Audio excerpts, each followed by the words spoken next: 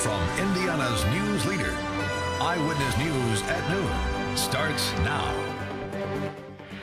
And good afternoon. Welcome to Eyewitness News at noon for a Friday. I'm Scott Swan. We want to begin today with an ISIS-related terror arrest here in central Indiana on the same day President Barack Obama was in town.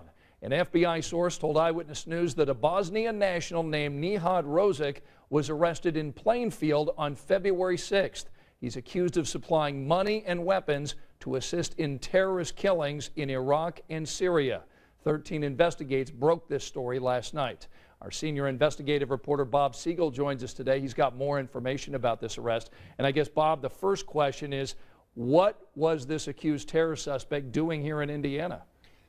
Well, Scott, we've had a chance to spend the whole morning talking with the FBI and the U.S. Attorney's Office, and here's what they tell us. Nihad Rozic is a Bosnian national who now lives in upstate New York, working as a truck driver. The FBI has been tracking him for about 2 years because they believe he's part of a group providing money and weapons to ISIS terrorists in Iraq and Syria. A grand jury indicted Rozic and others on February 5th. 1 day later, he was driving his truck through Indiana, and FBI agents were right behind him.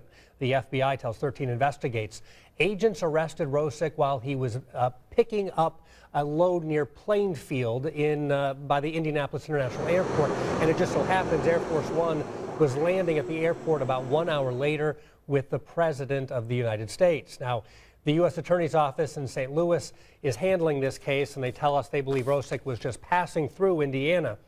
But he has allegedly, he's got a big support and has been a big support to ISIS terrorists.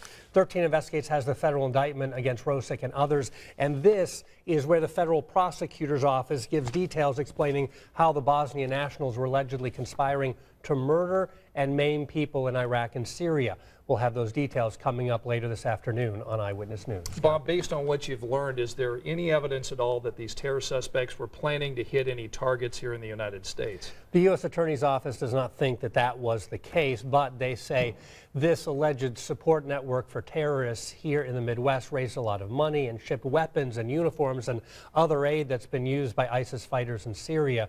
We now have more insight into how they communicated with one another inside their network and how the FBI has been able to infiltrate the network to make these arrests. Rozic certainly played a part in that, according to the FBI. We've got those fascinating details coming up later this afternoon on Eyewitness News. Look forward